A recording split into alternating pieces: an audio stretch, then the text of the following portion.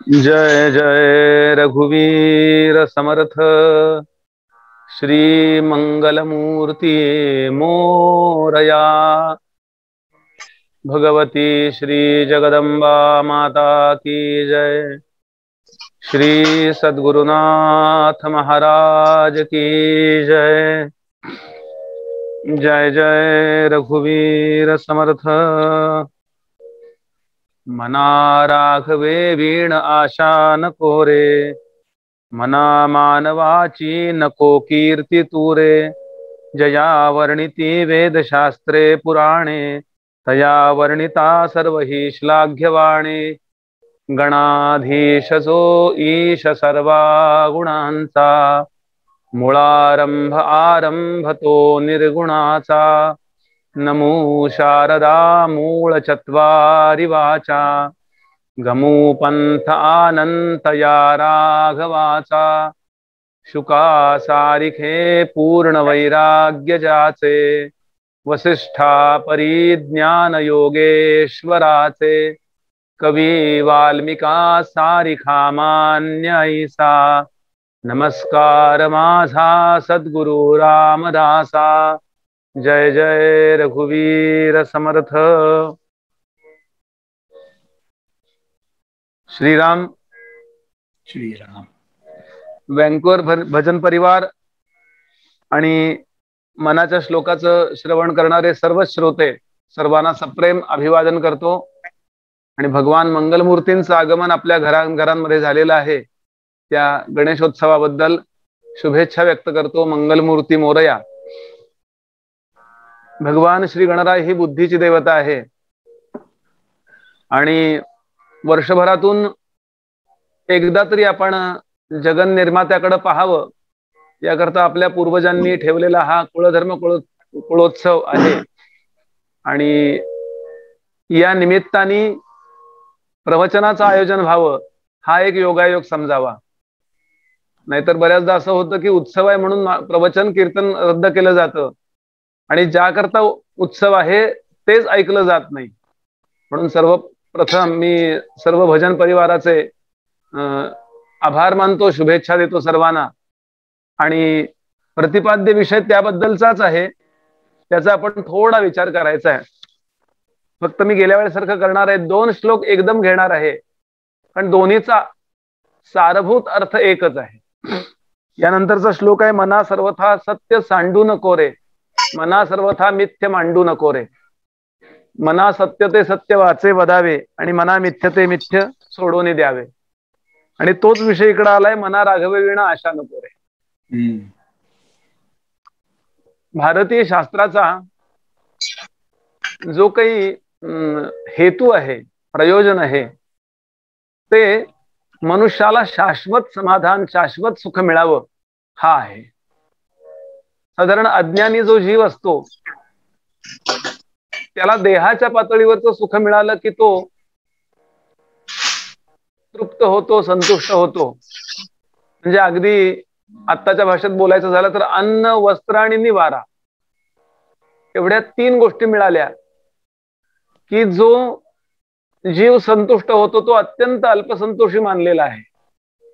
म्हणजे अगदी प्राण्यांच्या लेवलचा, पशूंच्या लेवलचा। अन्न वस्त्र मिळालं, वस्त्र नाहीच, अन्न पाणी मिळालं, निवारा मिळाला की सगळे प्राणी संतुष्ट असतात।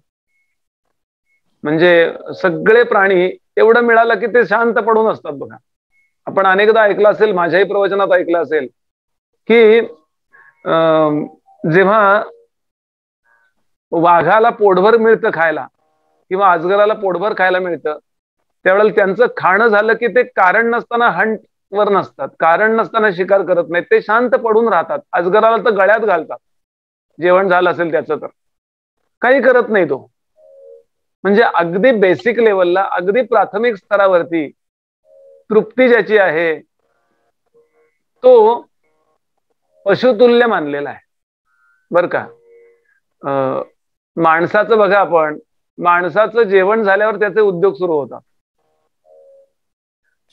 याला शास्त्रीय भाषेत ब्रह्मावलोकईषणता म्हटलंय। विश्वाचा निर्माता कोण आहे याच्याकरता ही माणसाची ऍक्च्युअल धडपड चालू आहे। म्हणजे त्याचं ज्याला आपण बेसिक फंडामेंटल्स म्हणतो ना, अगदी का माणूस गप्प बसत नाही, तर त्याचं अन्न वस्त्र निवाऱ्याने पोट भरत नाही, त्याला तेवढं पुरे वाटत नाही, अजून काहीतरी पाहिजे असं वाटतं. म्हणजे मनुष्य स्तरावरती विकसन व्हायला लागलं जीवाचं. मनुष्याच्या देहामध्ये आलेल्या जीवाचं विकसन कशावरनं समजावं? अन्न वस्त्र निवाऱ्याने त्याला पुरे वाटत नाही, काहीतरी अजून करावं. मग तो काय करतो? अजून विकास झाला की कला, क्रीडा आणि साहित्य याच्यामध्ये तो जातो. नीट लक्षात घ्या, अन्न वस्त्र निवारा एक स्तर, कला, क्रीडा, साहित्य.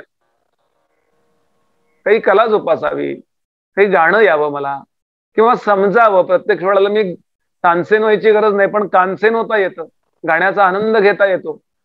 छान गाण्याचा आनंद घेतात माणसं, किंवा हे क्रिकेट वगैरे खेळतात, किंवा आता मध्यंतरी त्या नीरज चोप्राने नाही का तो भाला वगैरे फेकला, म्हणजे त्यात आपण एन्जॉय करतो. कला, क्रीडा आणि साहित्य. आपण वाचन करतो, विविध प्रकारचं वाङ्मय आपण वाचतो, ललित वाङ्मय आहे किंवा तत्सम वाङ्मय आपण वाचतो. म्हणजे काय करतो? तर आपल्या बुद्धीला, आपल्या मनाला बरं वाटायची व्यवस्था करतो. एक स्तर आहे देहाला बरं वाटायची व्यवस्था, अन्न वस्त्र निवारा.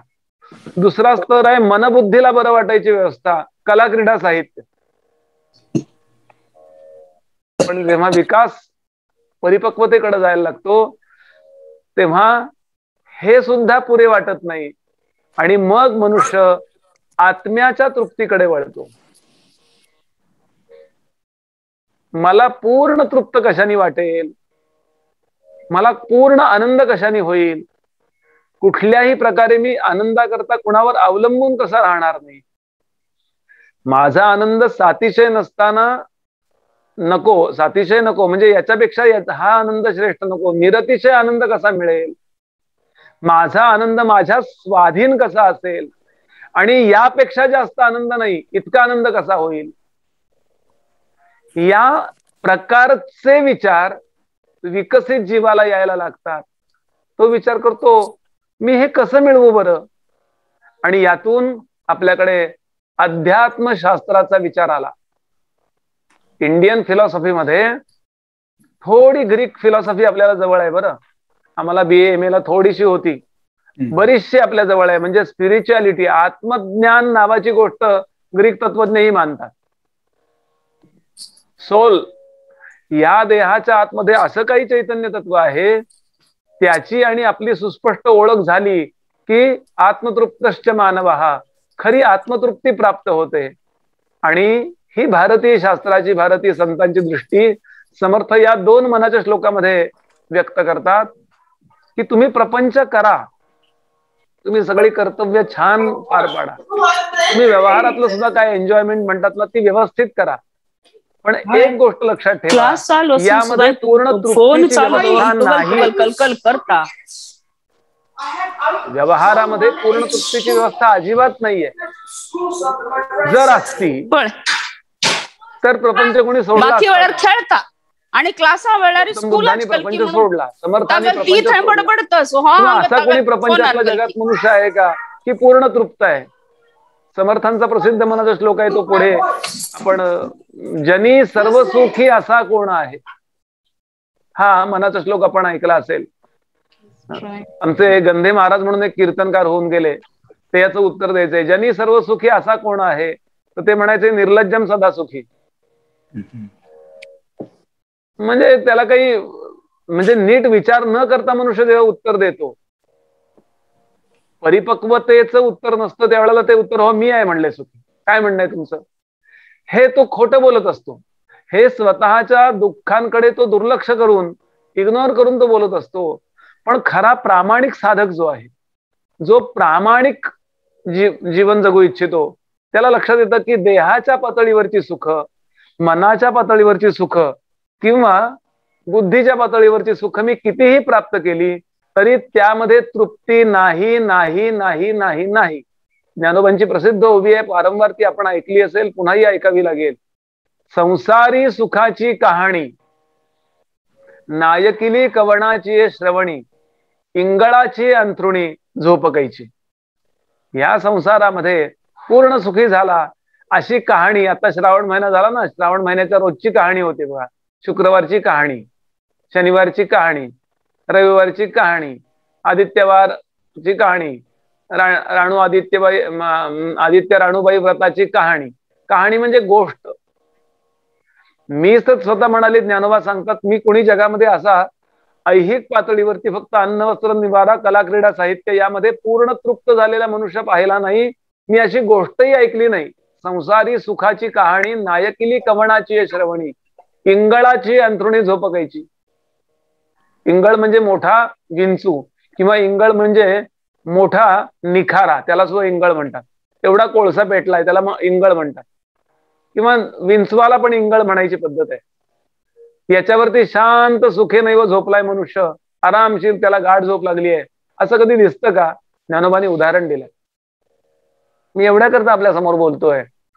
म्हणून तुम्ही ते प्रपंच छान करा, कर्तव्य म्हणून उत्तम करा. प्रपंच करावा नेटका, मग घ्यावे परमार्थ विवेका. येथे आळस करू नका विवेकी हो. एक लक्ष आपला असा असू द्या की जिथे आपण शाश्वत सुखाचा शोध घ्या. या प्रवचन कीर्तनांची, अध्यात्माच्या सगळ्या संप्रदायांची, अनुग्रह इत्यादींची, जपमाळा इत्यादींची, या अध्यात्मातल्या सगळ्या विचारांची गरज या करता आहे, माझी निष्ठा शाश्वतावर राहावी.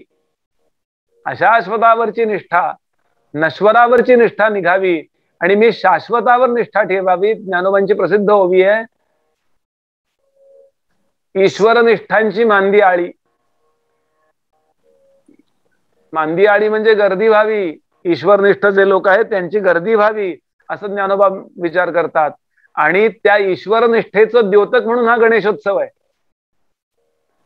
गणेशोत्सवामध्ये काही तिथे डीजे लावायचे, गणपतीला काही 11 आवर्तन या अथर्व शीर्षाऐवजी वाजले की 12ची 11 आवर्तन ऐकवायची का? त्याला डीजे लावायचे, लाईटच्या माळा लावायच्या आणि व्यसनं करायची का? अनेक गावामध्ये गणेशोत्सवाच्या नावाखाली हिंडीस नृत्य सुरू असतं. हे करायचंय का? नाही करायचं. एका अर्थानं आपण गणपतीला अपमानित करतो. माझं कर्तव्य म्हणून बोलतोय बरं मी. हे आपल्या गुणाकरता बोलायचं मला कारण नाहीये, कारण आपण इतक्या लांब आहात भारतापासून, पण आपल्याला भारतातली की त्यातल्या त्यात पुण्यातल्या गणेश मंडळांची स्थिती माहिती असेल. सगळी गणेश मंडळं अशी आहेत असं नाहीये, पण गणपतीला काय आवडतं याचा विचार फार कमी लोक करतात. आपल्याला काय आवडतं ते त्याच्यावर लागतात. आणि ज्ञानोबांनी सेवेची पद्धत सांगितली आहे, जैसे स्वामींची या मनोभावा, भाविजेल ऐसी करू सेवा. ज्याची स्थापना आपण केली आहे त्याला काय आवडतं ते त्याला सादर करावं. तुम्हाला जर मी जेवायला बोलवलं आणि तुम्हाला नाही आवडतं असा पदार्थ माझ्या समोर मी तुमच्या समोर वाढला, जेवायला वाढला, तर तुम्हाला कसं वाटेल सांगा? पुन्हा याल का तुम्ही माझ्याकडे? तसंच आहे. माझे गुरुजी नेहमी सांगतात, गणपतीला आपण अभिषेक करतो. अनेक ठिकाणी आज आवर्तन सुरू असतील आणि आपण त्याला अभिषेक करताना पळीनी पाणी घालतो, दूध घालतो. त्वम ब्रह्मा, त्वम विष्णू, त्वम रुद्रहा, त्वम इंद्रहा, त्वम अग्नी, त्वम वायू. माझे गुरुजी म्हणतात, गणपती म्हणेल, अरे मला माहिती आहे मी सगळं आहे, तू विचार कर तू कोण आहेस. त्याला अभिषेक करता करता मला केव्हा तरी म्हणता आलं पाहिजे, त्वम ब्रह्मा, त्वम विष्णू, त्वम रुद्रहा, त्वम इंद्रहा, त्वम अग्निः, त्वम वायुः, त्वम सूर्यः, त्वम चंद्रमः, त्वम ब्रह्मभूर्भुवः स्वरम्. या विश्वामध्ये सर्वत्र व्यापून असलेलं देवतांमधलं वा जडांमधलं चैतन्य आणि या देहातलं चैतन्य एकरूप आहे, याचा अनुभव जोपर्यंत येत नाही तोपर्यंत केलेला सगळा परमार्थ फुकट आहे. समर्थ म्हणाले, अगा प्रत्ययाचे लोक हो, प्रत्यय नसता अवघा शोक हो, रघुनाथ कृपेने लाहो निश्चय ज्ञानाचा. हा ज्ञानाचा निश्चय, बुद्धीनं निष्ठा ठेवणं म्हणतात, हा अंतःकरणात राहावा, हे सांगणारे हे 2 श्लोक आहेत. श्लोकाचा विचार करूया. पहिला श्लोक सांगतो, मना राघवे वीण आशा नको रे, मना मानवाची नको कीर्ती तू रे, जया वर्णिती वेदशास्त्रे पुराणे, तया वर्णिता सर्व ही श्लाघ्यवाणे, मना सर्वथा सत्य सांडू नको रे, मना सर्वथा मिथ्य मांडू नको रे, मना सत्य ते सत्य वाचे वदावे, आणि मना मिथ्य ते मिथ्य सोडून द्यावे. जय जय रघुवीर समर्थ. जीवा, प्रपंच करीत असताना, स्वतःच्या देहाला सांभाळत असताना, स्वतःच्या मनातले विचार, मान अपमान इत्यादी सगळं सांभाळत असताना, बुद्धीने सगळ्या गोष्टीचा विचार करत असताना, या जगाचा विचार करता करता बुद्धीनं कुठेतरी अशी निष्ठा ठेवावी जी तिला शाश्वत समाधानापर्यंत घेऊन जाणार आहे. आणि म्हणून एक गोष्ट तू सोडून दे, या नाशिवंत नामरूपात्मक पदार्थातून कुठलीही आशा ठेवू नकोस. आशा ठेवायची आहे ती फक्त भगवंताची ठेव, राघवाची ठेव. रघु आणि लघु असे दोन शब्द आहेत बघा. राघव हा शब्द रामाची उपासना दाखवतो. वरवर विचार केला तर राघव म्हणजे कोण? भगवान रामचंद्र, सीतेचा पती, हनुमंताचा स्वामी, कौसल्य आणि दशरथांचा पुत्र. आता ज्याचं राम मंदिर चालू आहे अयोध्येत, तो अवताराचा विचार आहे. पण हा अवतार ज्याने घेतला तो कोण आहे? तर भगवान महाविष्णू. म्हणजे कोण? विश्वाचा सांभाळ करण्याचं काम जेव्हा ईश्वर करतो त्यावेळेला त्याला विष्णू म्हणतात. विश्वाचा निर्माण करण्याचं काम जेव्हा ईश्वर करतो त्यावेळेला त्याला ब्रह्मदेव म्हणतात. आणि रूपात्मक हा सगळा पसारा नाहीसा करण्याचं काम जेव्हा ईश्वर करतो त्यावेळेला त्याला शिव म्हणतात. पालन करण्याचं काम कुणाचं आहे? तर भगवान महाविष्णूंचं आहे. आणि काय झालं होतं त्यावेळेला? पृथ्वीवरती रावणादी दुष्ट अनुचरांचा अत्यंत उत्पात माजला होता. किती वाईट वागत होते लोक. त्याचं एक छोटस उदाहरण सध्याचं अफगाणिस्तान. अगदी छोटस उदाहरण. स्त्रिया विकल्या जात आहेत, त्यांच्यावर अन्याय अत्याचार चाललेत, इत्यादी इत्यादी. सज्जन लोकांना ठार केलं जात आहे बर का. चौराहे पर उनको फाशी दे दिया गया. मग काय, कोण त्यांना बोलायला जाणार आहे तिथे? अशा स्थितीमध्ये सज्जनांनी प्रार्थना केली त्या ईश्वराला, विष्णूला, की देवा काहीतरी तू अशी कर युक्ती, आम्हाला यातनं सोडव रे, आम्ही आमच्या ताकदीनं नाही बाहेर पडू शकत आहे. त्यावेळेला त्या ईश्वरानं अयोध्येमध्ये जे रूप धारण केलं त्या अवताराचं नाव आहे भगवान रामचंद्र. महात्मा गांधींना कोणीतरी प्रश्न विचारला, ते रघुपती राघव राजाराम म्हणायचे ना.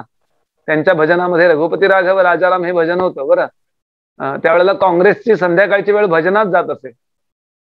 आजच्या काँग्रेसवाल्यांनी हे महात्मा गांधींचा इतिहास विसरता कामा नये बरं. आजचे काँग्रेसवाले विचारतात राम नावाची पर्सनॅलिटी होती का? ती कल्पना आहे. मला कुठल्या पक्षाबद्दल बोलायचं नाहीये. जेव्हा आपण एखाद्या सत्पुरुषाचे विचार मानतो तेव्हा त्यांना नीट तरी फॉलो करायला पाहिजे. हे माझं प्रवचन कार्य नात्याने कर्तव्य म्हणून सांगणं आहे, बाकी काही नाही. तर त्यांना कोणीतरी प्रश्न विचारला, तुम्ही ज्या रामाचं भजन करता तो अयोध्येचा राम का, दाशरथी राम का, दशरथांचा पुत्र? त्यांनी थोडा विचार केला आणि ते म्हणाले तसंच समजा, हरकत नाही. तोच प्रश्न त्याच माणसाने पवनारला येऊन विनोबांना विचारला. आचार्य विनोबा, नीट ऐका बरं का, मना राघवे विना अशा नको रे, याचा खूप छान विचार करायला पाहिजे आम्हाला. श्लोक आम्हाला कळला असा कधी विचार करू नये. म्हणजे मी किती प्रवचन केले तरी असा विचार करावा, अजून मला श्लोक कळायचा आहे असाच विचार करावा. 100 प्रवचन एका श्लोकावर केली तरी मला अजून नीट नाही कळला असा विचार जेव्हा केला की मग काय होतं, त्याच्या तळाशी असणारे जे अर्थरूपी मोती आहेत ना ते कळायला लागतात. आणि त्या प्रत्येक अभंगात, प्रत्येक श्लोकामध्ये भरपूर बुड्या माराव्या लागतात. हा अमृताचा सागर असल्यासारखा आहे. कबीर म्हणायचे, जिन खोजा तीन पाया, ज्यांनी शोधलं त्यांना मिळालं. कसं? जिन खोजा, जिन्होंने खोजा उन्होंने पाया, जिन खोया उन पाया, गहरे पानी पेट, मैं बापुडा बुडन डरा रहा किनारे बैठ. एखादा अभंग ऐकला, श्लोक ऐकला की त्याचा पटदिशी अर्थ मला कळला असं शहाण्या माणसानं कधी म्हणू नये. अजून याचा अर्थ मला कळायचा आहे असं नेहमी म्हणत राहावं असं कबीर सांगतात. मला सांगायचा मुद्दा असा की महात्मा गांधींना प्रश्न विचारला त्या माणसाने की तुम्ही ज्या रामाचं नाव घेता तो दाशरथी राम का अयोध्येतला? ते म्हणले तसं समजा. तोच प्रश्न त्यांनी विनोबांना विचारला की तोच राम का? तुम्ही ज्या तुमच्याकडेही पवनारला रघुपती राघव भजन म्हणता, कोण रामचंद्र तो? ते म्हणाले, मी ज्या रामाचं नाव घेतो ते नाव दशरथाने आपल्या मुलाचं ठेवलं. कळलं का? मी ज्या रामाचं नाव घेतो ते नाव दशरथाने आपल्या मुलाचं ठेवलं. म्हणजे तो राम कोण? तर भगवान महाविष्णू, ईश्वर राम. मग त्या माणसाने प्रश्न विचारला, महात्मा गांधींनी असं उत्तर का दिलं? विनोबा म्हणाले, तुला समजावं म्हणून. म्हणून लक्षात घ्यायचं, जगातले सगळे अवतार जे आहेत ते ज्या अवताराचे ज्याचे अवतार आहेत तो ईश्वर राम. 3 राम लक्षात घ्याल. एक अवतार राम, दुसरा ईश्वर राम आणि तिसरा आत्मा राम. आणि त्या राघवाबद्दल, त्या रामाबद्दल समर्थ इथे बोलतायत आत्मारामाबद्दल. विष्णू सुद्धा आत्मारामाचा अवतार आहे आणि भगवान रामचंद्र विष्णूचा अवतार आहे. पण हे तिन्ही म्हणजे राम असं नाव घेतलं की तो वाच्यार्थानं अवतार आहे, लक्षार्थानं तो विचार केला तर ईश्वर आहे आणि तत्वार्थानं तो परब्रह्म आहे. आणि तो सगळ्यात विशाल आहे, तो लघु नाहीये म्हणून तो रघु आहे. लघु आणि रघु 2 शब्द लक्षात घ्याल. लघु म्हणजे लहान, ज्याचा विचार करता येतो आकारामध्ये. जास्तीत जास्त मोठं काय आहे म्हणले ब्रह्मांड. ब्रह्मांडापेक्षा मोठं काय? सगळी ब्रह्मांड. सगळी ब्रह्मांड कशात आहेत? तर आकाशामध्ये आहेत, अवकाशामध्ये, स्पेसमध्ये सगळी ब्रह्मांडाची तरंग आहेत, होय की नाही? मग ते आकाश ज्याच्यामध्ये आहे, आकाशापेक्षा जे मोठं तत्व आहे त्याला म्हणायचं रघु. तो लघु नाहीये, लहान नाहीये, तो रघु आहे.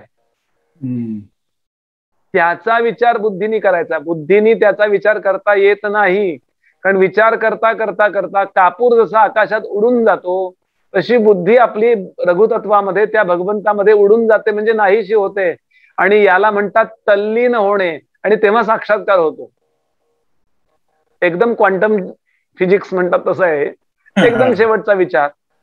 पण मुद्दा मला आपल्या समोर हा सांगायचा आहे की त्याचीच फक्त आशा कर, बाकी कुठल्या गोष्टीची आशा करू नकोस. हा मुख्य तत्वार्थ आहे.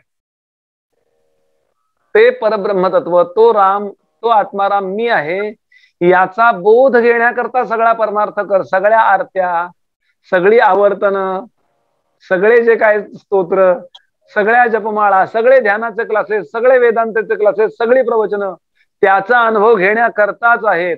आणि याचा विसर जर पडला तर आपण त्या उपासनेचा अपमान करत असतो.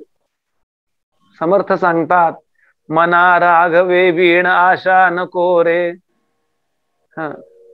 नको तिथं. आता त्याच्यापेक्षा थोडं खाली येऊया.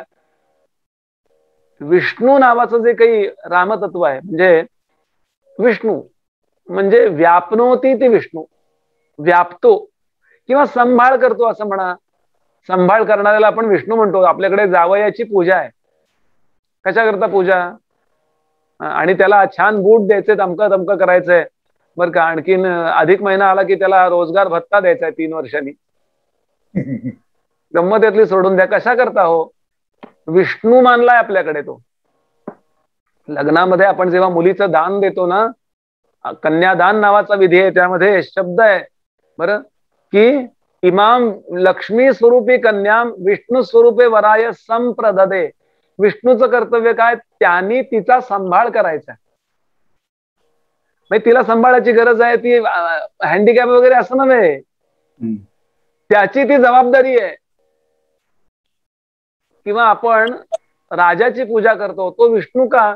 तर त्याने प्रजेचं पालन करायचं. म्हणजे प्रजा काय त्याच्या घरी जेवायला येते का? नाही, त्यांनी व्यवस्था उपलब्ध करून द्यायची. मला मुद्दा सांगायचा आहे की सांभाळ करणाऱ्याला आपण विष्णू म्हणतो, तो सुद्धा आपला आत्मारामच आहे. आणि तिसरा अवतार राम. आता या तिन्ही स्तरांचा विचार जर केला तर आपण ज्या स्तरामध्ये निष्ठा ठेवू शकत असू, भले अवतारावर निष्ठा ठेवा, ईश्वरावर निष्ठा ठेवा, विष्णूवर, किंवा परब्रह्म तत्वावरती निष्ठा ठेवा, म्हणजे ज्याला निर्गुण ध्यान असं म्हटलं वेदांतानी. या तिन्हीपैकी कुठेही निष्ठा ठेवा. हे 3 सोडून बाकी कुठेही निष्ठा ठेवू नका. तुमच्या योग्यतेप्रमाणे यातलं काही करा, एकच आहे ते. असं आहे, गळ्यामध्ये मी छानपैकी सोन्याचा चेन घातली तरी मी सोनच घातलं की नाही. पण ते न घालता मी बिस्किट आणलं, म्हणजे ते सोनच आहे की नाही. तुम्ही असं आहे, तुम्ही अवतार म्हणा, तुम्ही ईश्वर म्हणा, नाही तर परब्रह्मतत्व म्हणा, तुम्ही एकच म्हणता. तुमच्या आवडीप्रमाणे, योग्यता हा शब्द कदाचित अपमानास्पद वाटतो, आवडीप्रमाणे अवतार माना तुम्ही. गणपतीची आता आपण आरती करतो, हा अवतार आहे. गणराय हा त्या ईश्वराचा अवतार आहे, भगवंताचा. मग ती तुम्ही निष्ठा ठेवा आणि ज्या काही आशा ठेवायच्यात, अपेक्षा ठेवायच्यात, त्या तुम्ही भगवंतावरती ठेवा. बाकी जगाकडून आशा ठेवू नका. हे समर्थांचं सांगणं चाललंय इथे. मना राघवे वीण आशा नको रे. काय होतं जगाकडून आशा ठेवली की? नेहमी लक्षात ठेवायचं, जो जगाकडून आशा ठेवतो तो नेहमी निराश होतो. इतकं केलं हो मुलाकरता. आपण अनेकदा माझ्याकडून ऐकलं असेल, माझे गुरुजी नेहमी शब्द वापरतात, माणसं प्रपंचात रडतात ना, त्यातलं मुख्य कारण असतं, मी ज्यांच्याकरता जीवाचं रान केलं, रक्ताचं पाणी केलं, हाडाची काढं केली. हे प्रपंचातले डायलॉग आहेत. हे ज्यांच्याकरता केलं,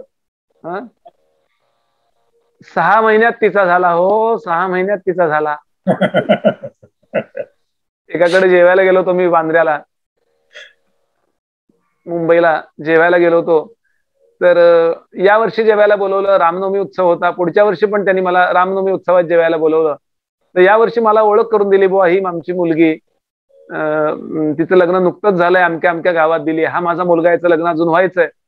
आणि छान त्यांच्याकडे मी आणि माझे 2 साथीदार आम्ही जेवायला गेलो. जेवण वगैरे झालं आणि झालं, विषय मिटला, तो उत्सव संपला. परत त्या लोकांनी मला पुढच्या वर्षी कीर्तन आवडली म्हणून पुन्हा बोलवलं, पुन्हा या बुवा उत्सवाला. मग माझं कीर्तन सुरू होतं, इतक्यात ती जोडी दिसली गेल्या वर्षी मला जेवायला बोलवणारी. आणि गेल्या वर्षीची कोशिंबीर काकडीची माझ्या लक्षात होती. बाकी एखादा श्लोक नाही लक्षात राहणार, पण खाणं लक्षात राहतं विनोद थोडासा. मी त्यांना पुढे बोलवलं कीर्तन झाल्यावर, अरे या इकडे. आणि मी गमतीने त्यांना म्हटलं, काय यंदा जेवायला नाही का बोलवणार तुम्ही? असं म्हणजे हक्कानं म्हणतात तसं. मला काही जेवायची व्यवस्था नव्हती असा अर्थ नव्हे, एक प्रेमानं बोललं की माणसाला बरं वाटतं. ते म्हणले या बुवा उद्या, असं नाराजीने म्हणले. माझ्या लक्षात आलं काहीतरी प्रॉब्लेम आहे. आम्ही गेलो, पेटीवाले, तबलजी आणि बुवा. असं की अंधास देता निमंत्रण स्वयेची येती तिघे जण, बरं का, अशी ज्ञानोबांची ओवीच आहे. आंधळ्या माणसाला बोलावलं ना की त्याला घेऊन येणारा हा ना आंधळा, असे दोघे येतात म्हणाले. सांगण्याचा भाव असा की आम्ही जेवायला बसलो, जेवण झालं आणि माझ्या लक्षात आलं वाढताना ते सगळे लोक नाराज होते. असं आहे, आम्ही कीर्तनकार, प्रवचन, गुरुजी, त्यानंतर गुरुजी लोक, प्रवचनकार लोक, हे कुठेही गेलो, प्रवचन केलं, मंत्र म्हटले तरी आम्ही नेहमी, आम्ही म्हणजे तुम्ही सुद्धा सगळेच जण, जिथे राहतो, जिथे जातो ते लोक आनंदात असावे असं आपल्याला मनातून वाटत असतं. कारण आपण, आपल्याला दुःख होतं. तुमच्यापैकी कोणी दुःखी आहे तर मला वाईट वाटणार आहे की बुवा आज अमुक अमुक आहे, तुम्हाला बुवा पाय दुखतोय किंवा हात दुखतोय, मला वाईट वाटणार आहे. इतकंच नव्हे, आपलं भारतीय अध्यात्मशास्त्र असं सांगतं, कीर्तनकार, प्रवचनकारांनी आपल्या श्रोत्यांकरता रोज तर्पण करायची. मी आता आपल्या समोर बसलोय, मी थोड्या वेळापूर्वी संध्या केली आणि असं सांगायचं नसतं पण सांगतो, हे ओपन सिक्रेट आहे. मी थोड्या वेळापूर्वी आपल्या सगळ्यांच्या देवदेवतांकरता, ऋषीमुनींकरता आणि पितरांकरता तर्पण केली. बरं का? आज प्रवचन कीर्तनाला बसणारे जे लोक आहेत त्यांचे माझ्यावरती उपकार आहेत, ते मला प्रवचन करायची संधी देत आहेत. त्यामुळं यांचं ऐहिक पारलौकिक कल्याण होऊ देत, यांचे देव तृप्त असू देत, ऋषी तृप्त असू देत आणि पितर तृप्त असू देत. हे अगदी मर्म सांगितलं मी. सगळे जुने कीर्तनकार, प्रवचनकार किंवा अजूनही लोक असतील मला माहिती नाही, पण मी हे रोज करायचे आणि 12 महिने करायचे आणि कायम करायचे. पर्टिक्युलर त्या दिवशी प्रवचनाला जे लोक आहेत त्यांचं स्मरण करून तर्पण करायचे. यांचे देव संतुष्ट असावेत. हे मी का बोललो तर मी त्यांच्याकडे गेलो आणि माझ्या लक्षात आलं ते नाराज आहेत. जेवण झाल्यानंतर मी त्यांना विचारलं, का हो म्हणलं, काहीतरी समस्या आहे का तुम्हाला? असं आहे की आपल्याला जे माहित आहे ते शेअर करा. काही वेळा असं असतं की आम्ही खूप ठिकाणी फिरतो ना, कीर्तनकार, प्रवचनकार हे इन्सायक्लोपीडिया सारखे असतात. 10-10, 20-20, 25-25 वर्ष मनुष्य इतक्या छोट्या छोट्या गावात फिरतो ना, एक छोटीशी गोष्ट असते पण त्यांनी एकदम फरक पडतो. साधं इडलीचं पीठ फिरवताना मिक्सर मधनं त्यात एवढे एवढे पोहे भिजवून घालावेत म्हणजे इडली छान होते. मला कळल्यावर मी इतका प्रचार करतो त्याचा. लॉकडाऊन मध्ये मी मिळवलेलं भरपूर ज्ञान आहे. असं गंमत यातली सोडून द्या, मुद्दा लक्षात घ्या. मी त्यांना विचारलं काही दुःख आहे का आपल्याला? ते म्हणाले हो बुवा. आणि त्या बाईंच्या त्या डोळ्यात पाणी आलं. ते म्हणाले बुवा गेल्या वर्षी आमचा मुलगा बघितलात ना तुम्ही, आता मला एकदम धस झालं, त्याला काही झालं का काय? म्हणलं तो व्यवस्थित आहे. हो म्हणे तो व्यवस्थित आहे, काही प्रॉब्लेम नाहीये. मग तो म्हणाले तिकडे बोरिवलीकडे राहायला गेला का? त्याला नोकरी जवळ पडते. हो नोकरी जवळ पडते हे आहे कारण म्हणाले, पण त्याही पेक्षा म्हणाले त्याचं लग्न झालं 6 महिन्यामध्ये, 6 महिन्यात तिचा झाला. हो मला कळलं काय झालंय ते. विनोद सोडून द्या यातला. 6 महिन्यात तिचा झाला म्हणे. मध्ये मध्ये फोन करतो, केव्हा तरी महिन्यात एखाद दिवस येतो, तशी आमची काळजी घेतो, अजून काय पाहिजे? असं माझ्या मनात आलं, पण असं एकदम बोलू नये. म्हणलं मुलीचं कसं काय चाललंय? मुलीचं उत्तम चाललंय म्हणाले. नवऱ्याला असा मुठीत ठेवलाय.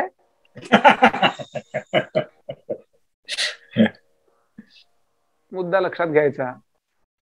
यात मुलगी मुलगा हा मुद्दा नाहीये.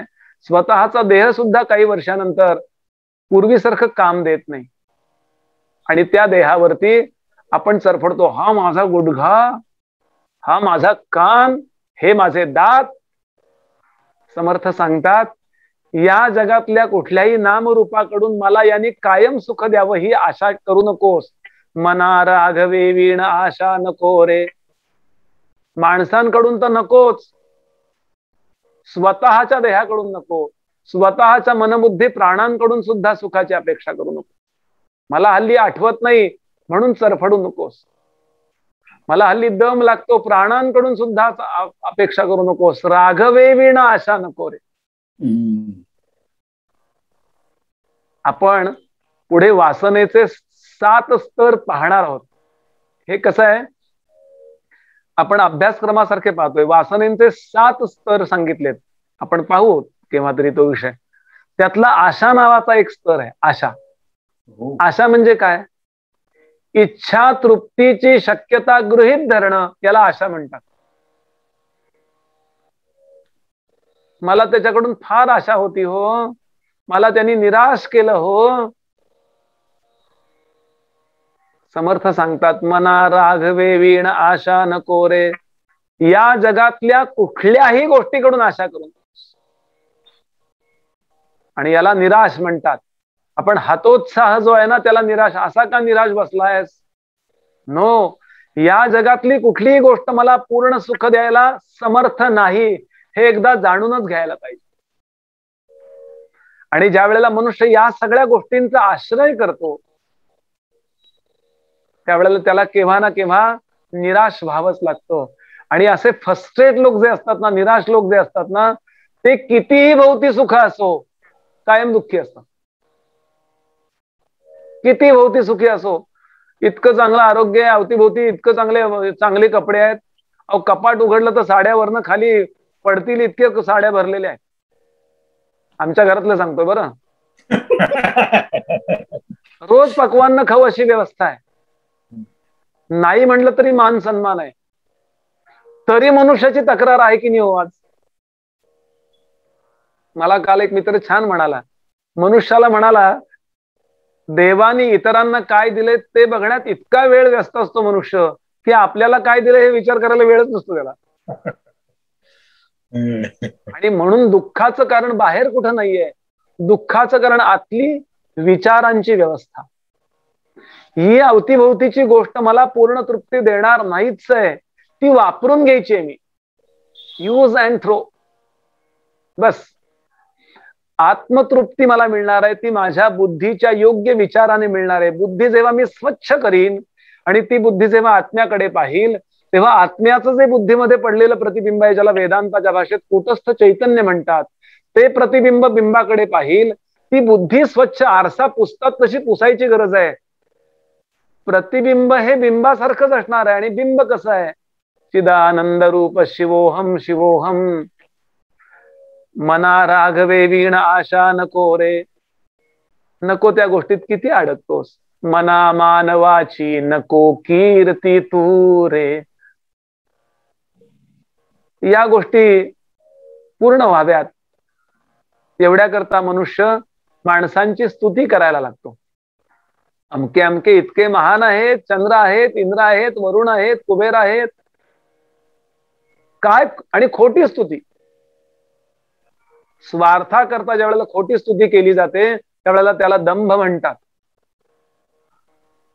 खऱ्या स्तुतीचा विचार नंतर करूया, आधी खोट्या स्तुती कशी नसावी, दंभ कसा नसावा. पुष्कळ वेळा अनेक कार्यक्रम आयोजित केले जातात. त्या कार्यक्रमांमध्ये एखादा मनुष्य बोलावलेला असतो आणि आपल्या संस्थेला 4 अंकी चेक सुटावा, मिळावा, एवढ्या करता तो स्तुती करणारा मनुष्य उभा राहतो, माईकवर उभा राहतो आणि बोलायला सुरुवात करतो. आज आपल्याला लाभलेले पाहुणे फार भाग्यानं मिळालेले आहे. त्यांना वेळात वेळ नसताना त्यांचा अमूल्य वेळ खर्च करून त्यांनी तो वेळ आपल्याकरता पानपट्टीवरनं धरून आणलाय त्याला. पण खोटी स्तुती केली. बरं, हे त्यालाही कळत असतं बरं का, बोलणाऱ्यालाही कळत असतं आणि ऐकणाऱ्यालाही कळत असतं.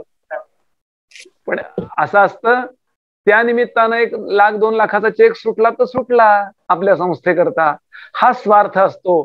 समर्थ म्हणाले नाही, खोटी स्तुती कधी करू नये.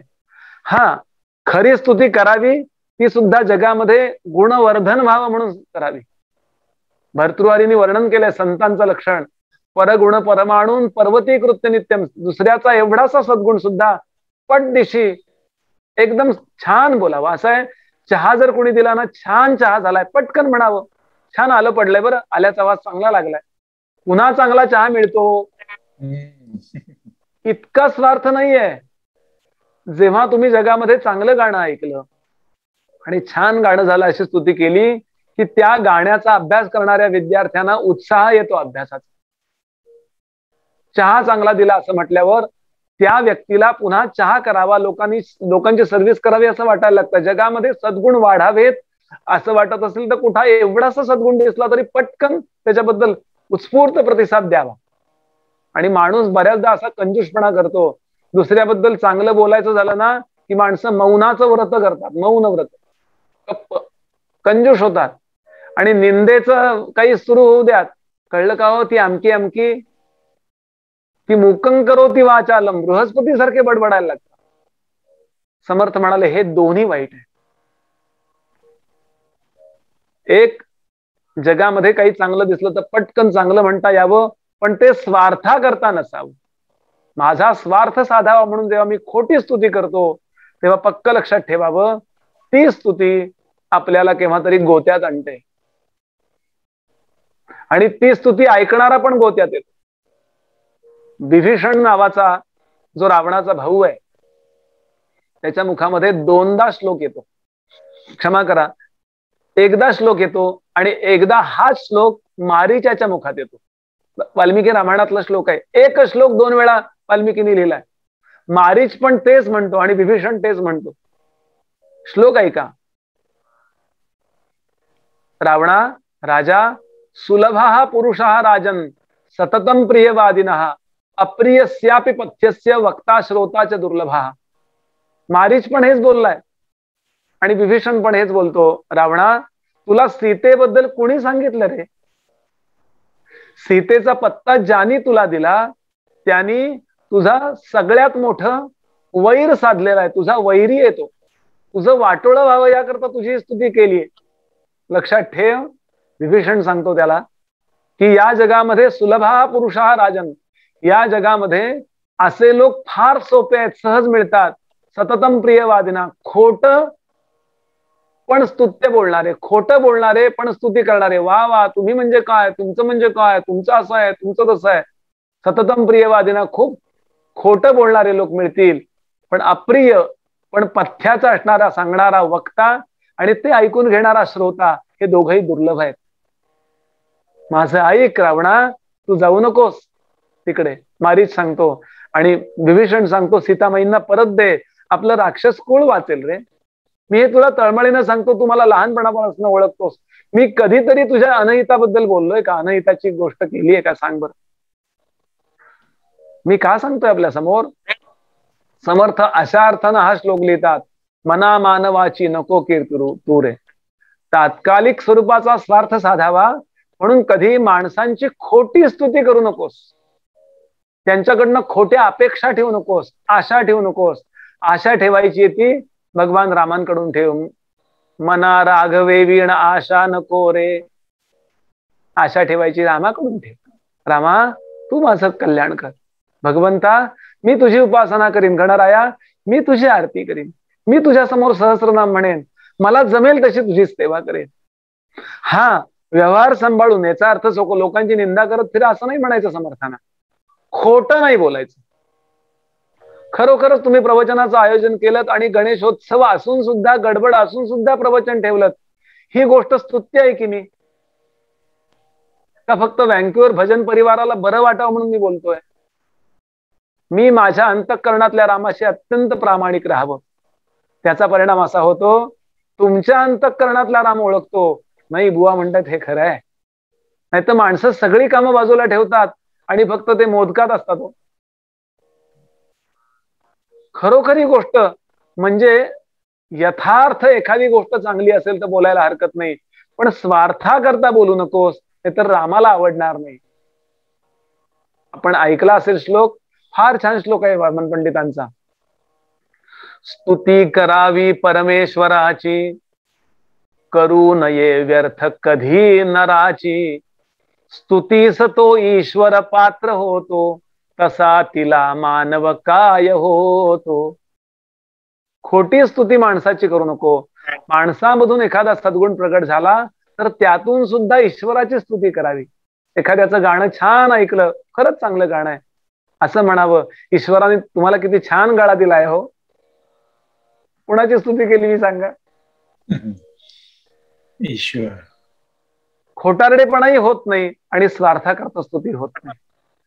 प्रत्येक ठिकाणी, प्रत्येक कृतीमध्ये जेव्हा तुम्ही ईश्वराला आणता, परिणामतः आयुष्यभर तुम्ही प्रामाणिकपणानं वागायला लागता.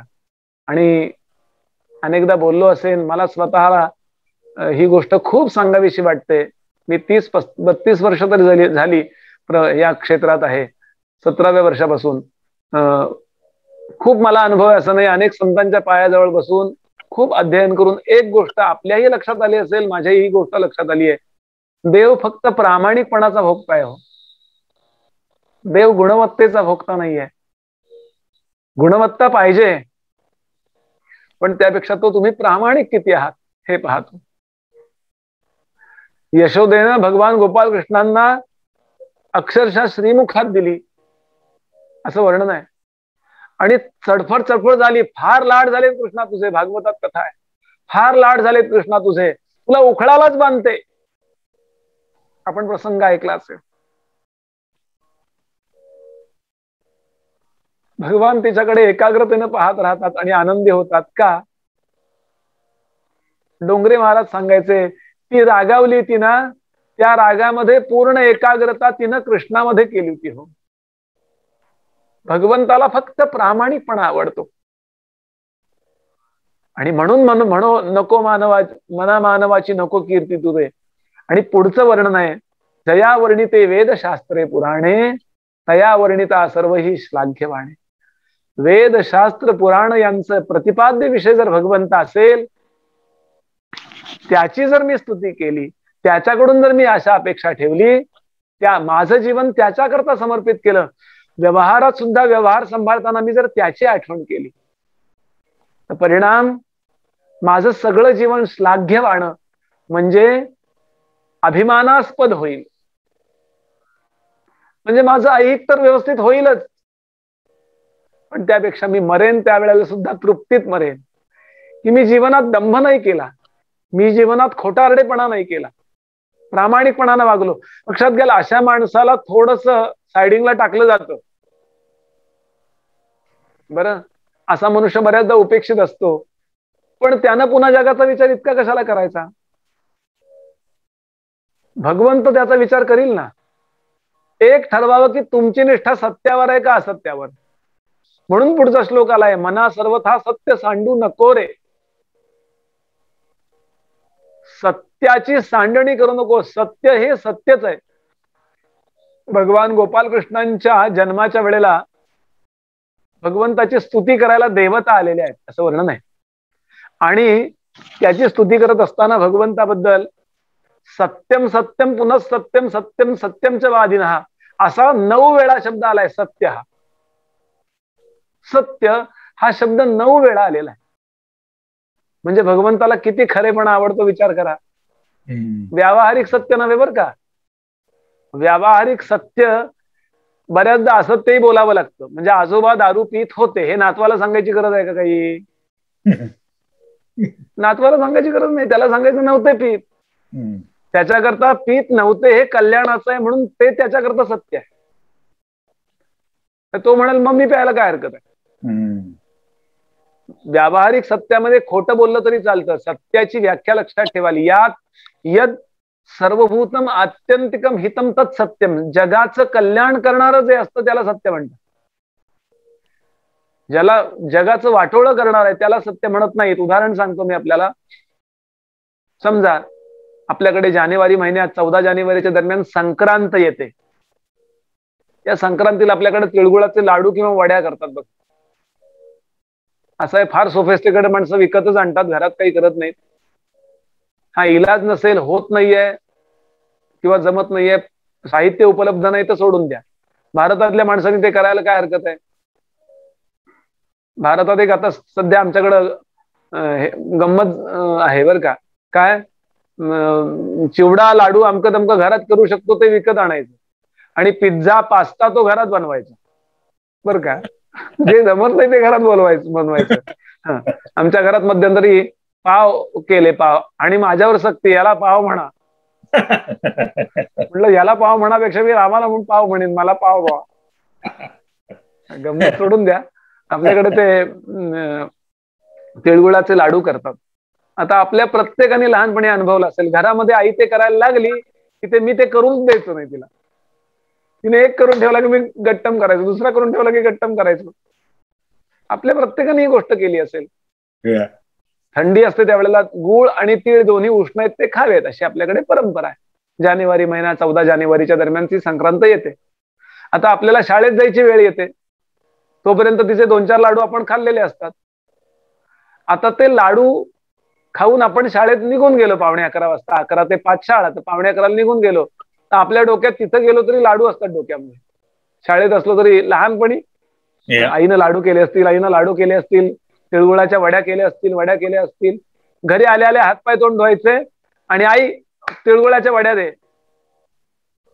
आता लहानपणी ज्या वेळेला आपण फार तिळगुळ खातो ना तेव्हा पोट बिघडतं बघा, फार शी व्हायला लागते. खूप लाडू खाल्ले गेले किंवा उष्णता वाढते. अतिसुद्धा खाऊन उपयोग नाही, अति सर्वत्र वर्ज्य आहेत. मग आई काय सांगते मला, अरे त्या शेजारच्या काकू आल्या होत्या ना, त्या म्हणल्या मला शक्य नाही देता का, तर मी केलेल्या वड्या त्यांना देऊन टाकल्या. तिनं त्यांना दिलेल्या नाही आहेत, तिनं त्या डब्यात ठेवल्या आणि डबा वरती पडताळावर ठेवलेला आहे, वरती कुठंतरी असा लपवून ठेवलाय माझ्यापासनं.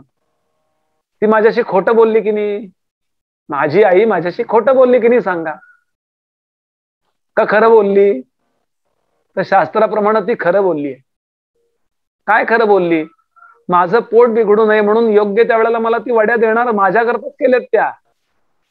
पण एकाच दिवशी 50 वड्या खाण्यापेक्षा रोज 2-2 वड्या खाल्ल्या, 3-3 वड्या खाल्ल्या तर त्या 5-7 दिवस पुरतील ना प्रत्येकाला. म्हणून त्यावेळेला ती खोटं बोलते माझं पोट बिघडू नये म्हणून.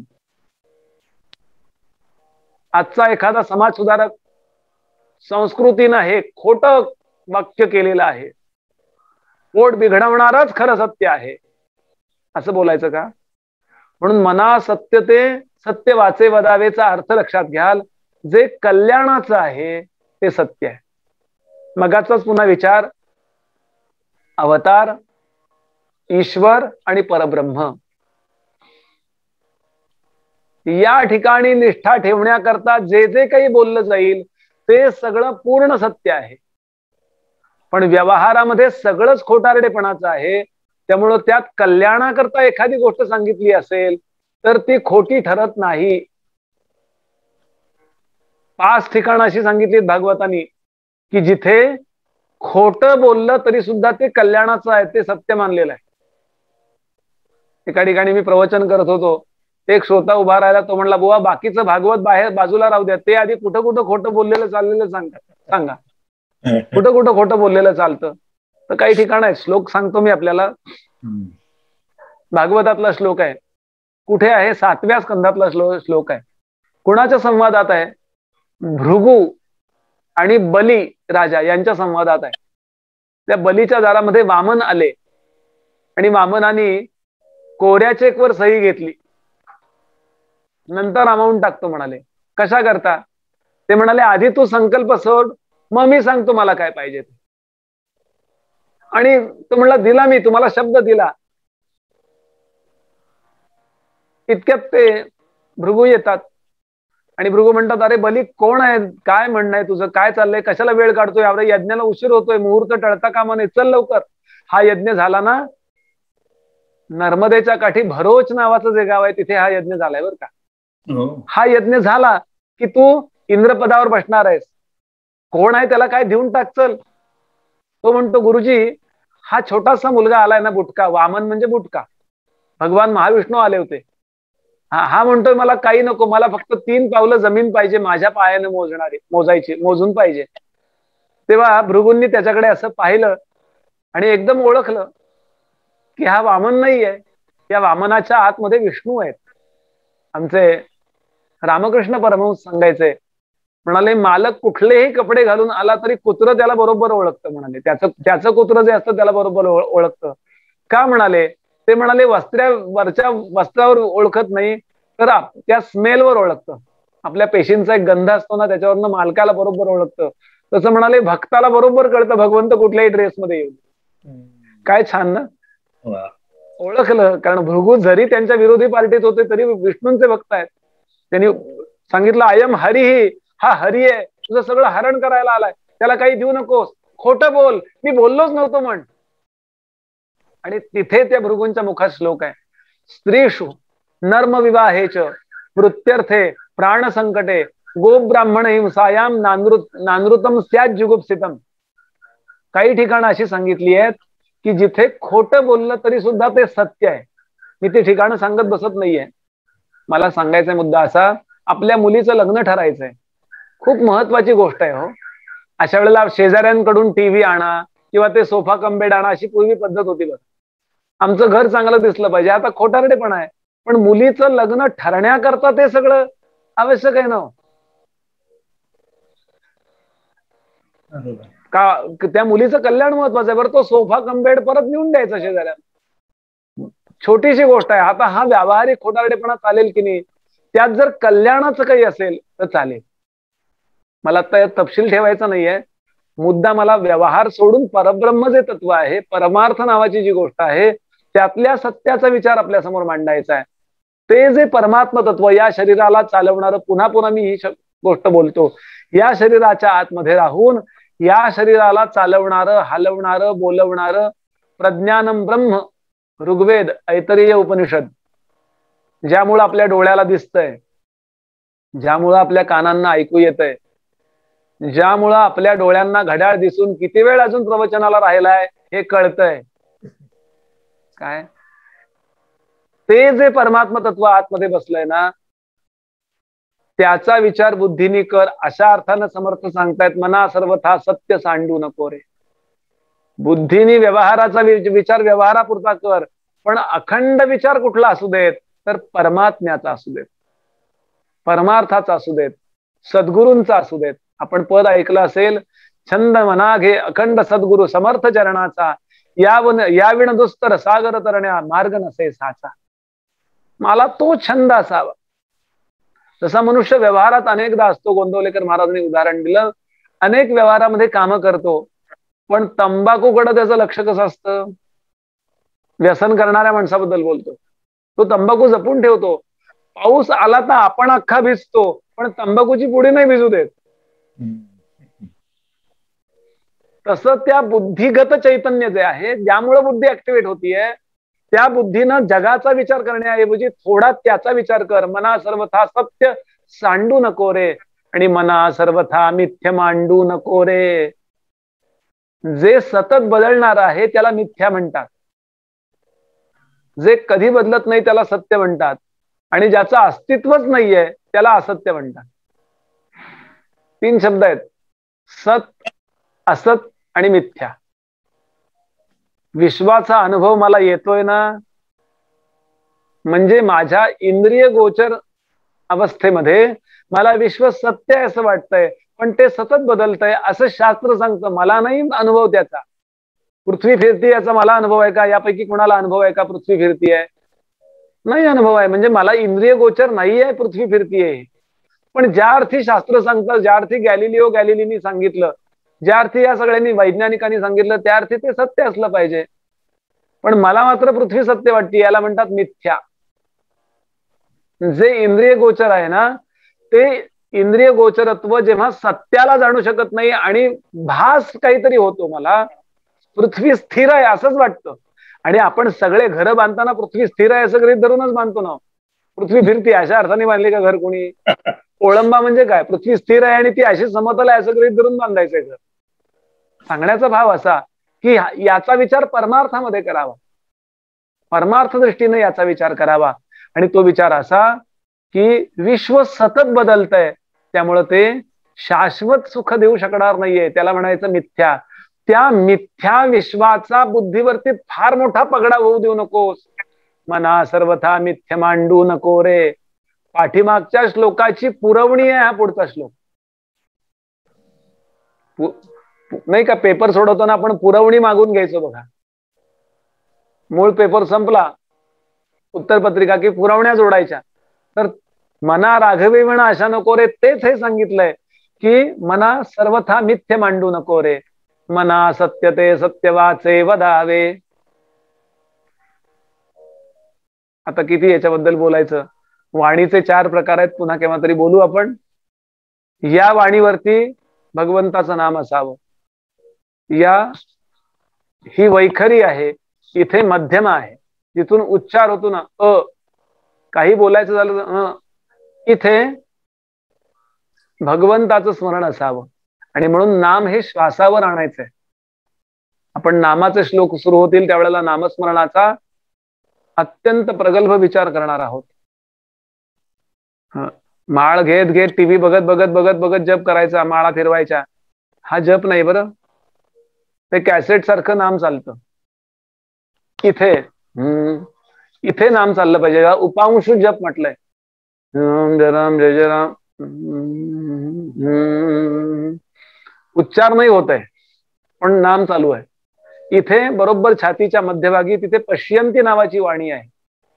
आणि बेंबीच्या जवळ जी वाणी आहे त्याला म्हणायचं परा. आपण काहीही बोलायचं झालं तर परेतून शक्ती घेतो बघा. आपण एक असं म्हणायचं झालं तरी परेतून या बेंबीपासून शक्ती घेतो. आणि फार कुणी जोरात ओरडत असेल तर त्याला म्हणतो बघा, बेंबीच्या देठापासून काय ओरडतोस. बरं, या परावाणीने जप झाला पाहिजे.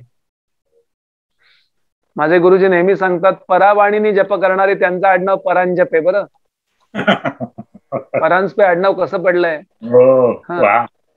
फक्त ज्यांचं आडनाव परांजपे आहे त्यांना लक्षात पाहिजे, एवढंच मुद्दा आहे.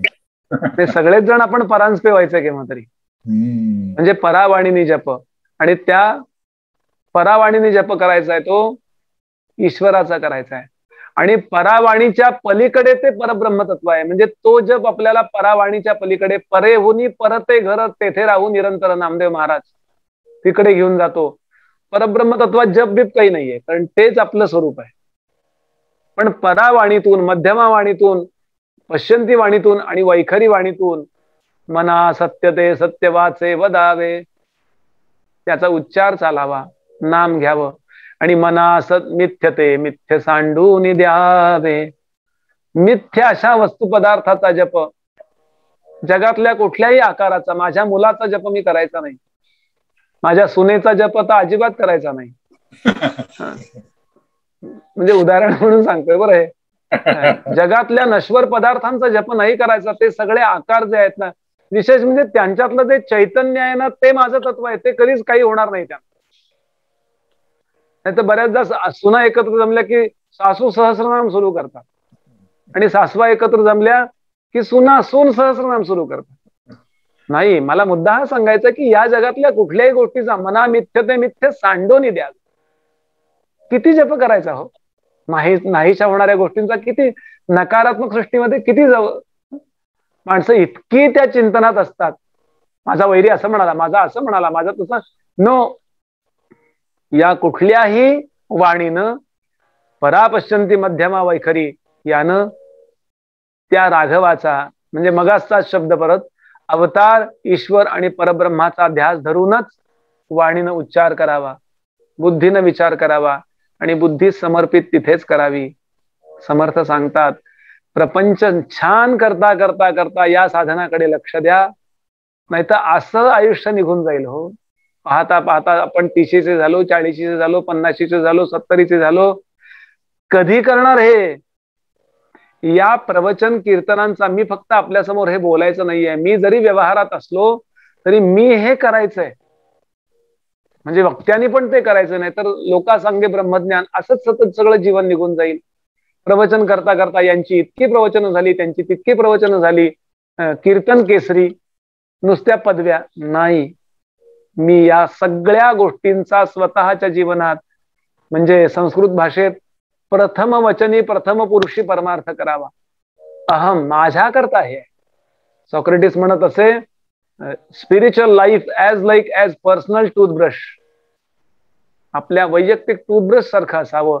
हे सगळं प्रवचन माझ्या आचरणात असलं पाहिजे, श्रोत्यांच्या सुद्धा आणि वक्त्याच्या सुद्धा. ही समर्थांची तळमळ आहे. नाहीतर शब्द भंडार खूप असतं पण प्रत्यक्षामध्ये आचरणात काही नसतं, असं असता कामा नये. हे समर्थ आम्हाला तळमळीने सांगतात.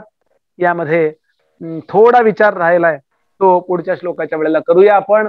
अन्यथा काय होतं, पुन्हा पुन्हा जन्ममरण परंपरेमध्ये अडकावं लागतं आणि पुन्हा पुन्हा आईच्या पोटामध्ये किती जन्म राहणार. बहु हिमपुटी होई जे मायपोटी.